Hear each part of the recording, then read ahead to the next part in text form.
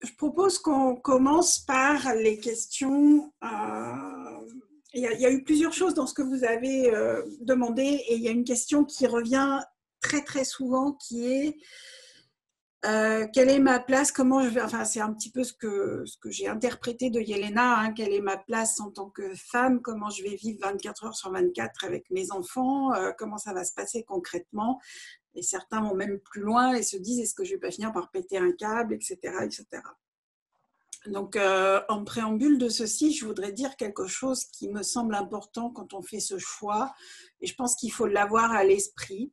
Euh, le choix d'instruire ses enfants et de ne pas les mettre à l'école n'est pas juste un choix d'éducation scolaire ou d'apprentissage. Ça va bien au-delà, et ça va ou c'est en train de bouleverser beaucoup de choses de votre vie quotidienne. Certains pensent qu'ils peuvent juste se contenter de garder les enfants à la maison et que tout le reste de leur vie va continuer comme avant. C'est difficile parce qu'en fait, c'est tout un regard qui va évoluer avec l'accompagnement de nos enfants. Et donc, on va, si ce n'est pas déjà le cas, apprendre à vivre avec nos enfants.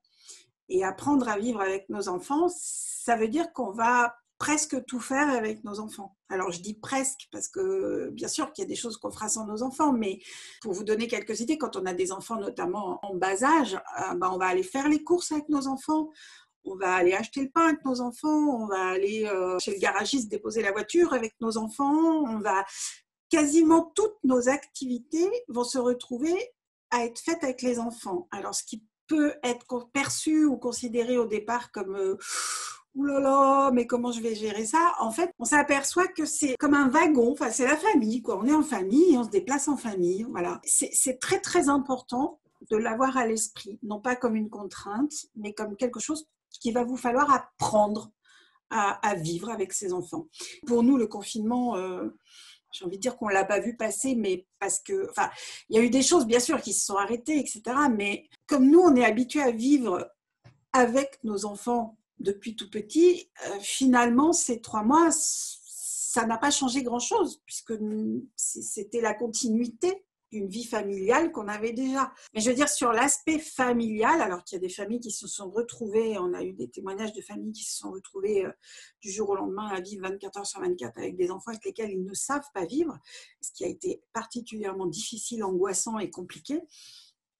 Bien souvent, pour les familles IEF, c'est quelque chose de simple qu'on a mis en pratique depuis que les enfants sont tout petits. J'ai envie de réagir sur deux choses. C'est que le temps de la toute petite enfance paraît durer longtemps, alors que c'est un temps fondateur qui est vraiment important pour les enfants. Les enfants ont besoin de leurs parents, et alors que c'est pas forcément facile pour le parent parce qu'on ne vit que au rythme de l'enfant, mais il y a des fondations qui sont en train de se mettre en place et qui se révèlent être solides plus tard, quand les enfants sont plus grands et ils deviennent indépendants, mais pleins de cette confiance en eux qu'ils ont eue grâce au fait que ils ont été nourris en fait de présence parentale et de confiance. Moi, j'ai trouvé ça très agréable à traverser, la toute petite enfance où on est en permanence au service de ses enfants. Enfin, je trouve qu'il y a deux choses qui permettent d'aider. D'abord, avoir passé du temps à réfléchir à ses propres besoins, parce que les besoins sont minimaux, mais ils existent. Et du coup, si on a réfléchi à quels étaient ces besoins minimaux, ensuite, on défend ces besoins-là. Et je trouve que ça va bien le reste du temps d'être au service de ses enfants petits, parce qu'on a assuré ses propres besoins. Et je cite souvent Catherine Dumonteil-Crémer qui dit que l'important, c'est d'identifier et d'exprimer ses besoins. Je trouve que c'est la phrase fondamentale en parentalité, en parentage. Et c'est pour ça que j'ai partagé aussi le post de Gwendoline Vaisseau sur notre page Facebook, parce qu'elle exprimait avec beaucoup de clarté et d'exemples cette notion-là, enfin, réfléchir à ses propres besoins minimaux quand les enfants sont petits et s'y tenir et les défendre face à eux éventuellement, parce que le reste du temps, on va être au service de la famille, mais on aura été quand même nourri et ressourcé par ces besoins minimaux qu'on aura exprimés et identifiés. Et une façon de traverser donc cette petite enfance qui est très prenante, c'est de voir des copines. Moi, j'ai trouvé très important d'avoir un réseau de copines qui avaient des enfants de l'âge des nôtres, parce que les enfants jouaient pas forcément beaucoup ensemble, mais finissaient par devenir copains. C'était un moment où on était là pour les enfants, parce qu'on faisait des choses pour les enfants. On allait dans des parcs et des aires de jeu et dans des bibliothèques. Mais néanmoins, on était avec les parents. Pas un grand groupe. Au départ, c'était longtemps 2 autres personnes. C'était vraiment agréable d'avoir les deux, c'est-à-dire d'être à disposition des enfants qui pouvaient nous interrompre quand ils voulaient, quand elles voulaient, mais en même temps en ayant des discussions d'adultes. Et le rythme des adultes est quelque chose qui est ressourçant. Enfin, avoir des discussions avec un rythme d'adulte, avec des sujets d'intérêt d'adulte, bon, on l'a avec son conjoint, on les a avec son conjoint, mais dans la journée, je trouvais très intéressant de les avoir aussi avec des copines. Sans compter que tu dis on les a avec son conjoint, enfin oui, et en même temps, il y avait des choses dont je pouvais parler à mon conjoint, mais où comment dire, il prenait pas vraiment la mesure parce qu'il n'était pas là la journée non-stop avec les enfants, et que le fait d'en parler avec une maman ou un papa qui vivait ça, je savais que la personne en face, vraiment, elle savait de quoi je parlais. Et que du coup, soit elle m'écoutait et juste le simple fait d'être écoutée, ça aidait, ou elle me donnait, elle, ses pistes et sa façon de faire, etc.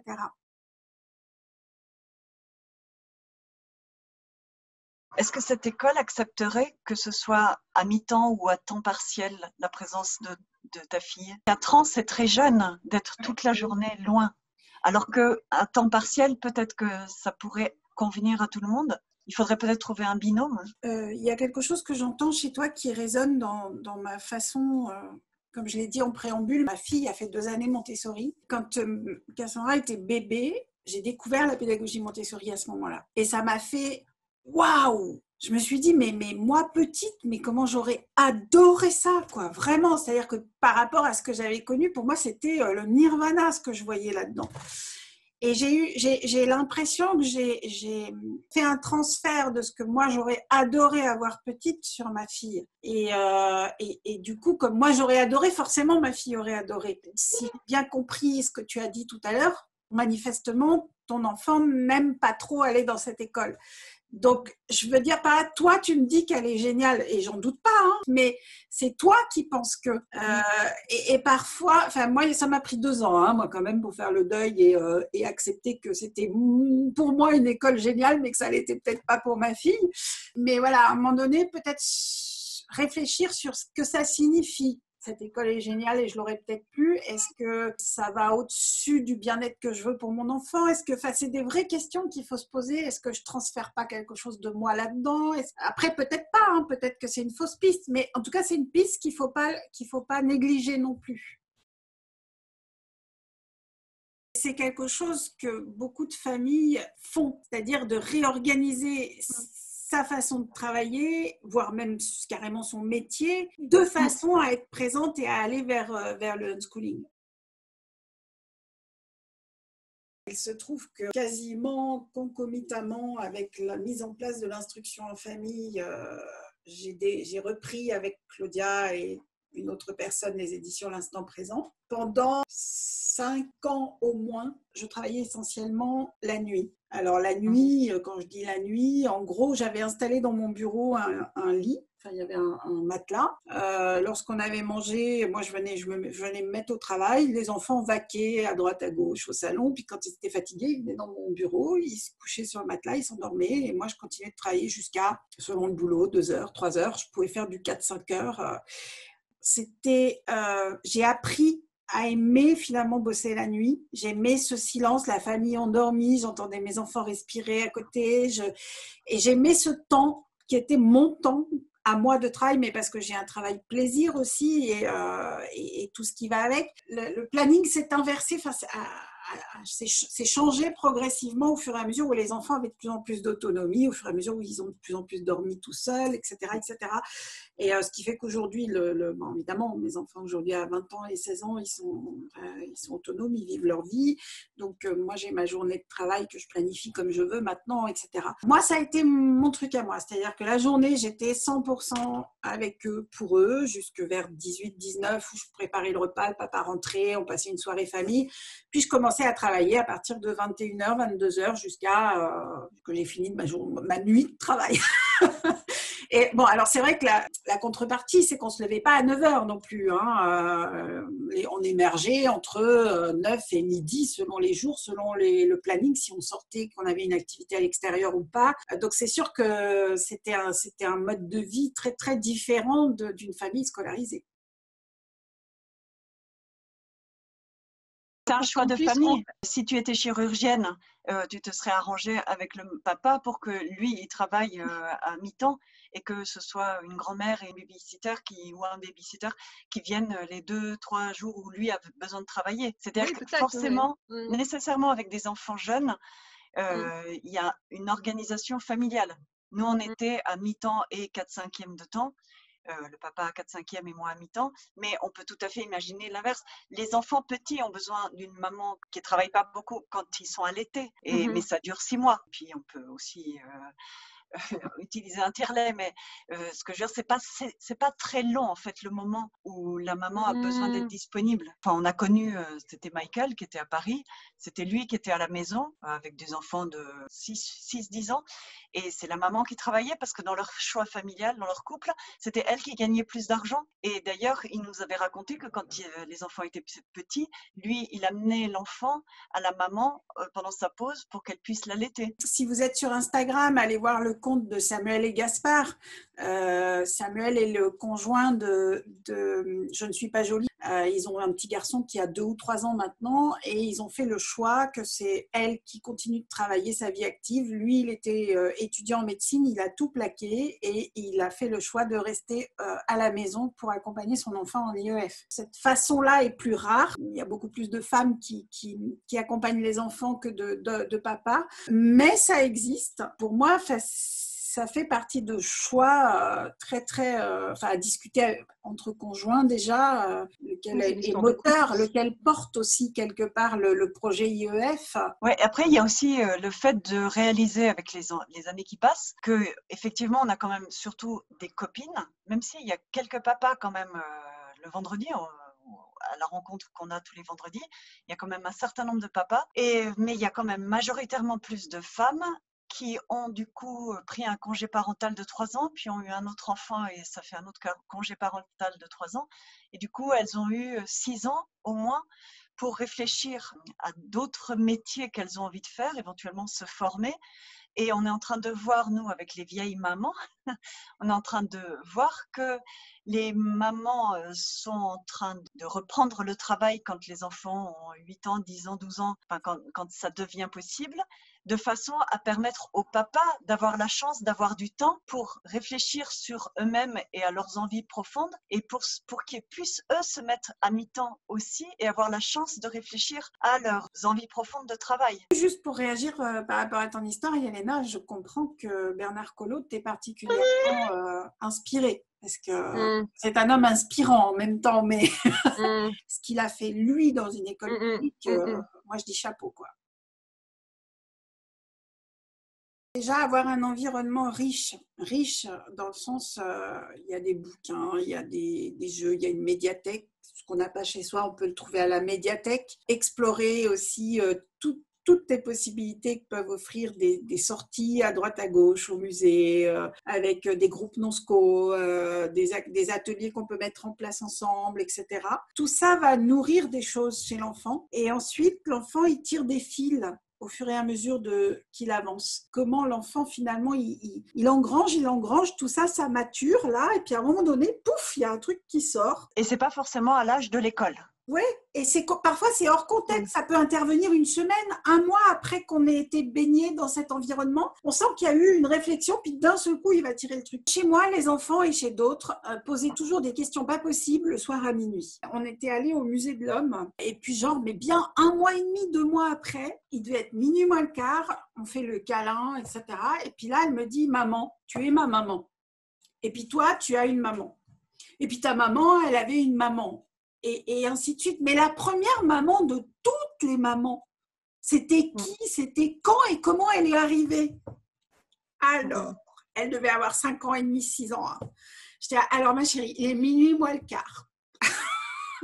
Tu me poses cette question à cette heure-là, c'est un peu compliqué pour moi de t'expliquer. Je vais expliquer vite fait, puis j'ai dit, si tu veux, on reviendra demain. Et en fait, rétrospectivement, je me suis dit, bah voilà, elle a engrangé des bribes quand on est allé au musée. Elle n'a pas forcément tout compris de tout ce qui s'est dit, etc. Mais elle a capté des trucs, ça a remué là-dedans. Et elle en a sorti cette question qui, pour elle, était, enfin, ce qu'elle voulait savoir, c'est comment le premier homme est arrivé sur Terre, quoi. Enfin, il vient d'où ce premier homme?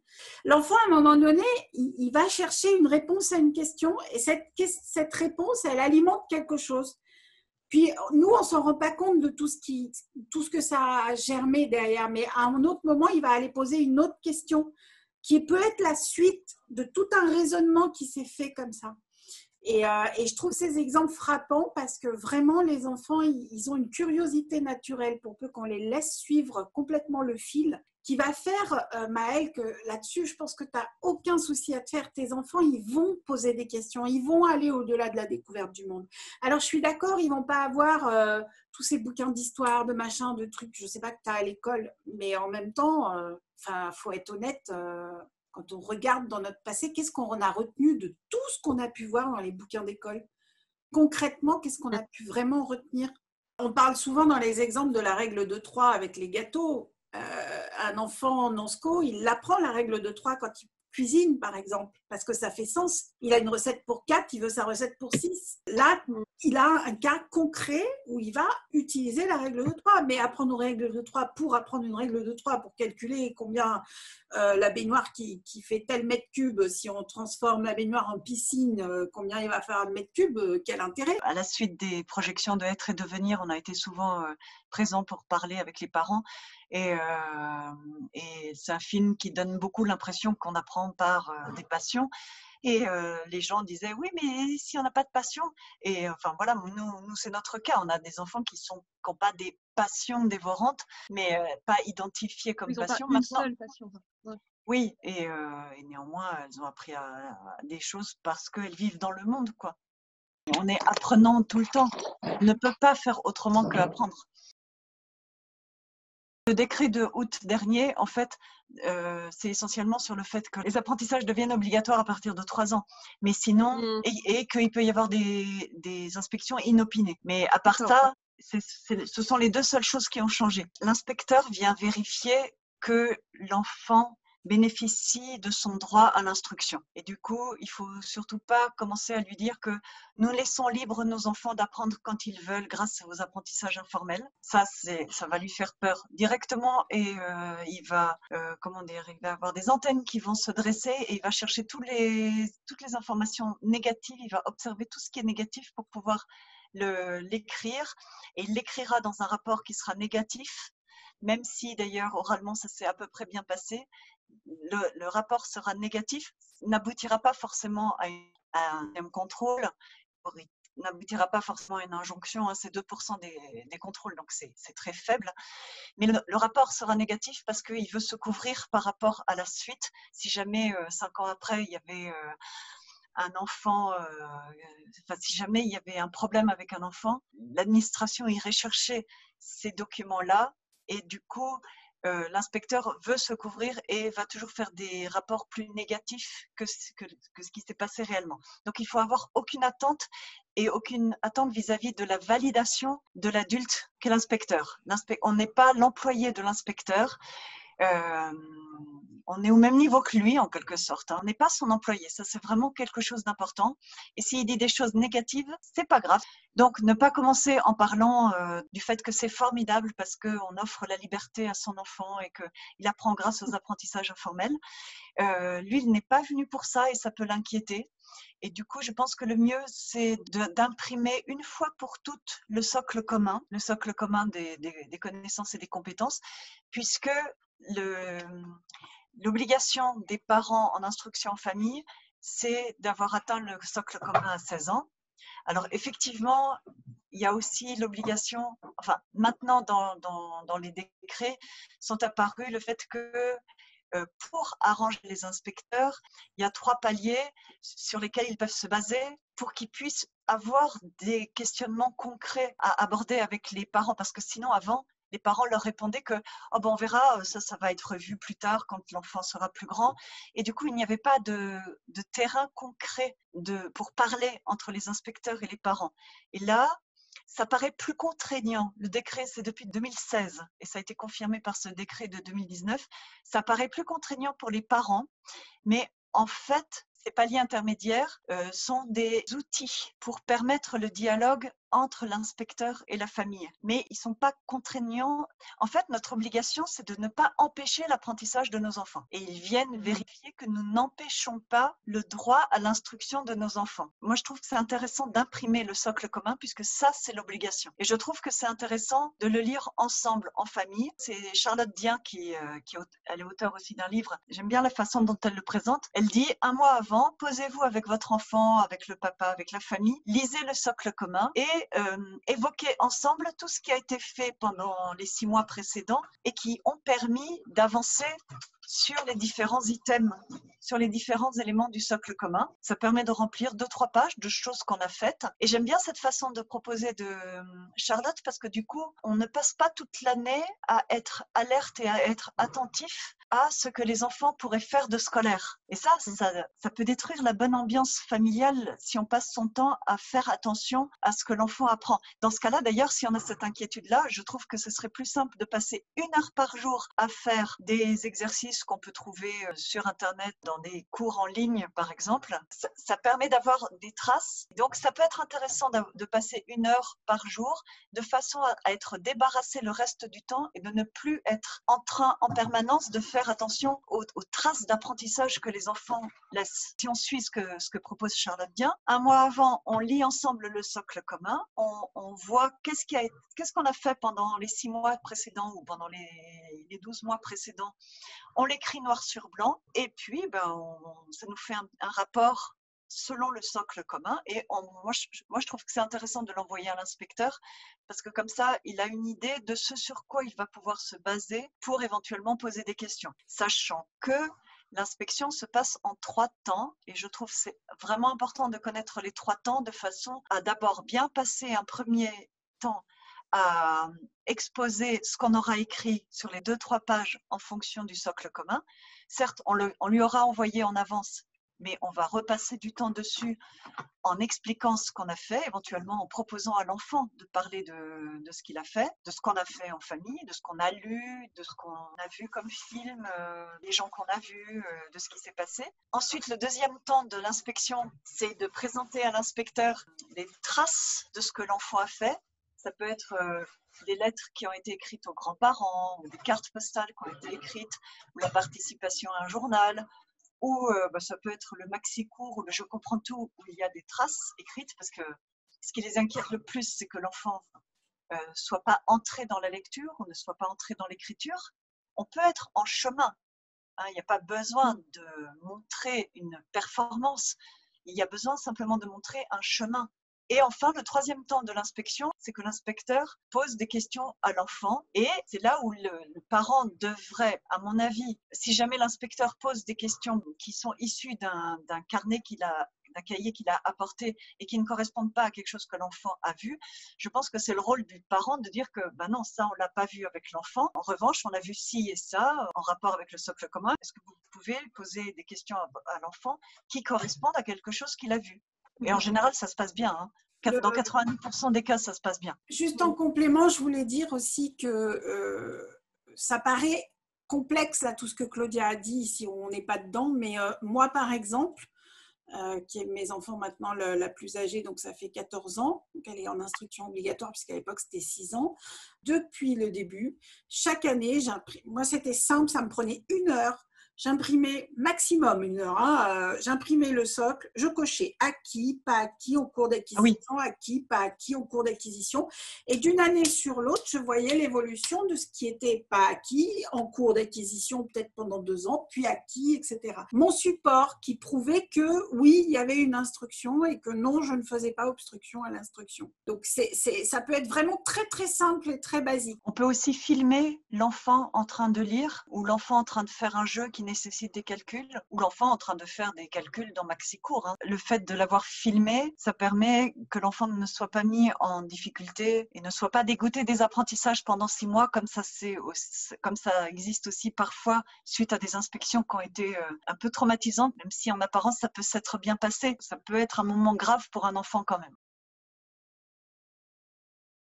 Moi, ce que je peux dire là-dessus, c'est qu'autour de moi, dans les jeunes qui ont l'âge de mes enfants ou approchants, certains ont choisi de... Je vais donner un exemple très simple.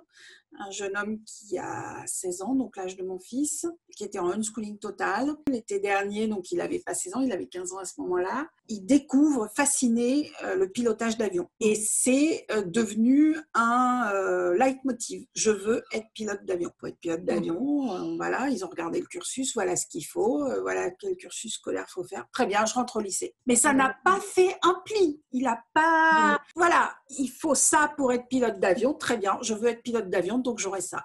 Il est rentré au lycée, ça se passe super bien au lycée et son leitmotiv est toujours là. Un autre exemple là aussi d'un jeune homme qui habite à côté de chez moi qui veut travailler dans l'informatique, même si c'est un domaine où il pourrait faire beaucoup de choses jusqu'au dernier moment en candidat libre, il a fait le choix aussi d'intégrer le lycée. Non, on ne ferme pas les portes en leur permettant de toucher à tout. Je pense que le moment venu, s'ils se découvrent un intérêt particulier pour un métier qui va nécessiter un cursus scolaire ou un diplôme particulier, ils ont la motivation et l'enthousiasme pour se donner les moyens d'aller chercher ce diplôme, que ce soit par le parcours scolaire ou en candidat libre. Et on connaît même des gens aussi qui sont entrés en médecine après un bac en candidat libre. Ma fille, par exemple, elle va fêter ses 20 ans en fin d'année. Ça fait 1 an et demi qu'elle travaille. Elle n'a pas voulu passer le bac. Elle a voulu passer le BAFA parce que sa passion, c'est les enfants. Donc, elle travaille dans un centre aéré. Elle n'a jamais été à l'école sauf les 2 ans Montessori. Et maintenant, elle y va à côté animatrice.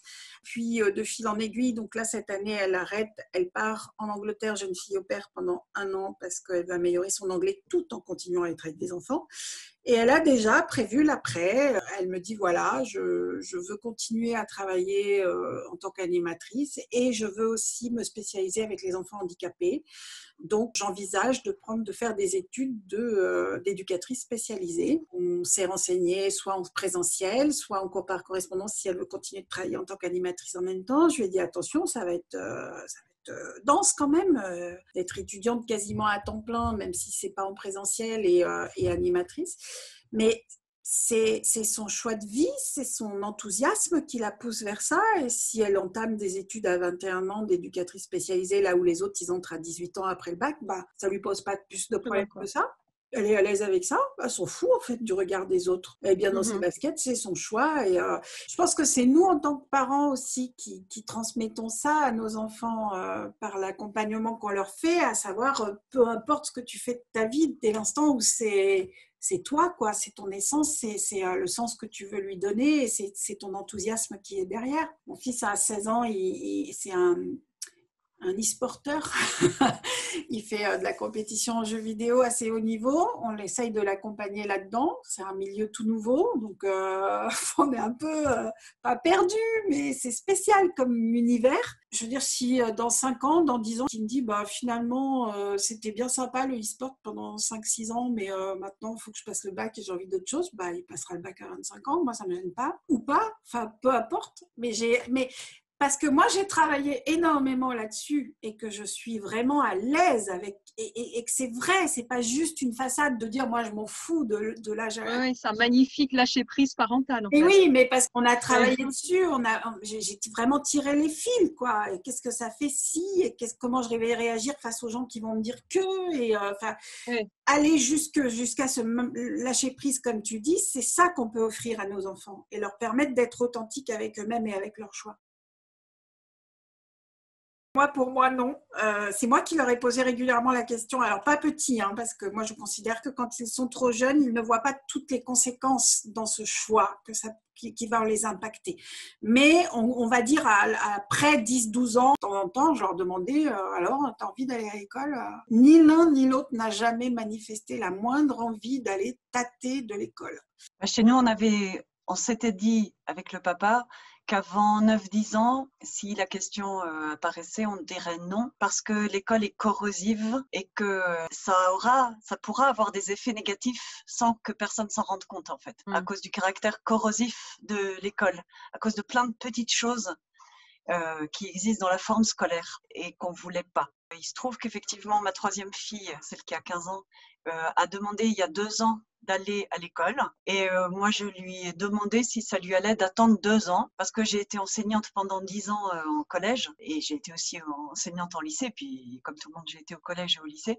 Et je trouve que le lycée est beaucoup plus intéressant que le collège. Les enfants, les jeunes ont quand même plus d'autonomie et ils sont plus grands, ils se connaissent mieux, alors que le collège, c'est un âge plus difficile. Et elle était complètement d'accord. Du coup, ça fait 2 ans qu'on a ça en tête, et là, ça fait 6 mois qu'elle travaille le français et les maths pour pouvoir passer l'examen qui est la semaine prochaine. On s'est aperçu avec Claudia que non seulement avec tout ce qu'on a travaillé en bouquin, mais aussi nous, on a une expérience en fait qu'on peut mettre à profit. Je trouve que quand on démarre, c'est rassurant de voir que des gens sont passés par là et peuvent témoigner que voilà, ça se passe bien et que les jeunes qui en sortent sont bien, sont à l'aise dans leur basket. Si vous avez l'occasion d'aller voir, il y a plusieurs témoignages. Il y a Ayla, une jeune unschooleuse, qui a témoigné sur... Mademoiselle. Voilà, donc vous pouvez chercher Ayla sur Mademoiselle et vous pouvez chercher Antonin sur Brut, sur Facebook. Donc ça, c'est mon fils qui a fait un reportage il y a 1 an et demi avec une journaliste de Brut. C'était très drôle parce qu'elle est arrivée avec un a priori assez fort sur l'instruction en famille. Elle a passé la matinée large avec nous et quand elle est repartie enthousiasmée. Elle voudrait faire ça avec ses enfants. Donc, Donc, je vous encourage à aller voir ces témoignages de grands enfants qui d'eux-mêmes, en fait, témoignent, notamment sur la page de Betty. Elle a fait tout un truc sur les témoignages IEF, donc vous pouvez aussi aller voir ça. Bonne continuation. Merci beaucoup pour votre présence et à très bientôt. Merci.